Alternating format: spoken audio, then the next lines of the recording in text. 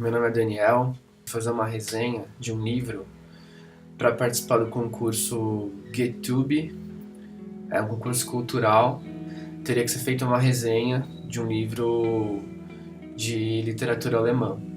Então o livro que eu escolhi, e que na verdade eu já estava lendo quando eu vi a lista na semana passada, é Os Imigrantes, do Sebald. Os Imigrantes, 4 narrativas longas. É esse livrinho aqui, que está do meu lado, de 2009 essa edição. A capa, né, foi feita pelo Kiko Farkas. Existe uma ideia que permeia o livro todo como uma busca sem fim por uma identidade no novo local, né, que as pessoas vão viver em outros países. Uma nova vida, mas que em nenhum caso foi atingida nessas histórias, porque o fantasma dos traumas e da desconexão com o local de origem não permitem uma reconstrução total desse vínculo, em lugar nenhum.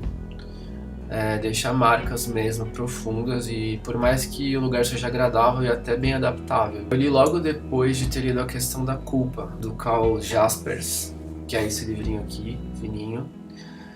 E ele trata muito da culpa do povo alemão, né, em relação à Segunda Guerra, os alemães não judeus, né? Aí na sequência foi bem legal eu ler esse livro do Sebald, porque ele traz o outro lado, né? Como ficaram as emoções e os sentimentos dos judeus que saíram da Alemanha, né? Que migraram. A leitura desses dois livros faz parte de uma seleção que eu fiz para entender melhor o processo de polarização e de radicalização política em países que estão em crise. O Brasil atual, né, que vive fatos bem parecidos, assim, de radicalização. Então vamos lá, o livro, ele é uma narrativa sobre 4 personagens imigrantes e expatriados por conta da Segunda Guerra Mundial, e a quem o narrador conheceu em algum momento da vida. Assim, todos os relatos, eles são recheados de cartas, diários, desenhos, fotos, memória dos personagens e das suas vidas. As fotos, né, elas enriquecem muito os fatos que o Sebald vai narrando. Traz uma nostalgia por conta do tratamento da foto.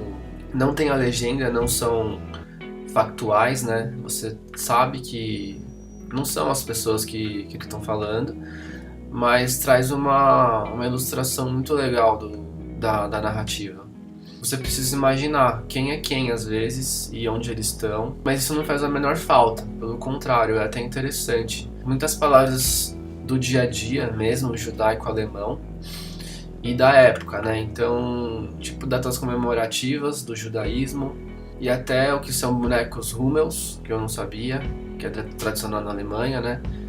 E até de cultura pop da época, assim, quem foi Mata Hari, por exemplo, e detalhes pitorescos das pessoas, assim, e seus comportamentos, as suas características físicas, né? Isso é legal. Pessoalmente, eu sempre gosto mais de descrições das pessoas do que dos lugares, de plantas, de campos e montanhas. Isso me cansa um pouco, eu gosto dos detalhamentos de pessoas. Acho que por isso que eu gosto tanto de Kafka. O suicídio é um tema recorrente, né? Principalmente na primeira e na segunda história. E o narrador, ele trata alguns casos com uma frieza, às vezes. Me causou uma estranheza, assim, uma coisa meio fria. Talvez por causa da relação menos profunda que ele tinha com o personagem da primeira história, por exemplo. Ele deixa claro que ele não era amigo, ele era mais conhecido, né? A história do Oberreiter, que é a segunda, que foi a que mais me marcou, a que eu mais gostei, por causa da personalidade singular desse professor e uma sensibilidade que o narrador mesmo ele evidencia uma admiração por esse professor, que era o professor dele, né, na infância. E pela própria trajetória do personagem, ele era um cara assim, disruptivo, que questionava o sistema vigente lá da escola. Ele vivia isso, né? Ele era uma pessoa questionadora, interessante. As histórias mostram uma perda de referência, né? Como eu falei, da origem e a aversão ao mesmo tempo. Então, assim, é uma relação de amor e ódio ao passado e às raízes na Alemanha.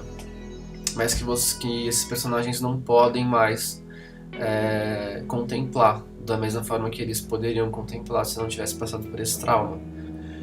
Me interessa muito esse assunto porque a minha avó, ela imigrou da Alemanha, né, na Segunda Guerra Mundial, porque ela é judia, e eu percebo isso nela. Ao mesmo tempo que ela é alemã e gosta da Alemanha, ela não abre muito essas histórias, ela não gosta de falar sobre o assunto. Então você tem que ir tirando aos poucos, assim. É uma coisa que parece que fica adormecida na pessoa.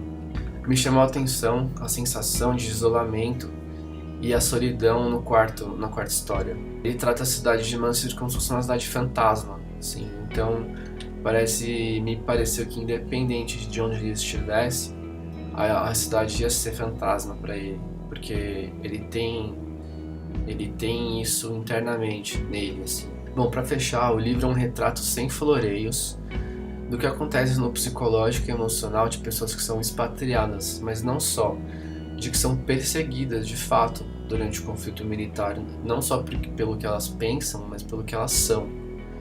Então, mesmo pessoas que conseguiram preservar a própria vida saindo da Alemanha, elas têm uma dificuldade impressionante de recuperar esses vínculos em qualquer lugar que elas estejam.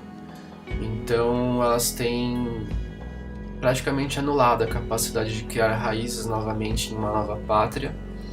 Tamanha foi a brutalidade da agressão moral que atacou e minou a questão da tradição, de sentimento de pertencimento entre os judeus e a cultura germânica. E esse vínculo realmente fica muito difícil de recuperar. Bom, é isso, gente. Eu gostei bastante desse livro e que me ajudou muito a entender também a minha avó. Por exemplo, ouvir o hino alemão, que traz um nacionalismo muito forte, incomoda.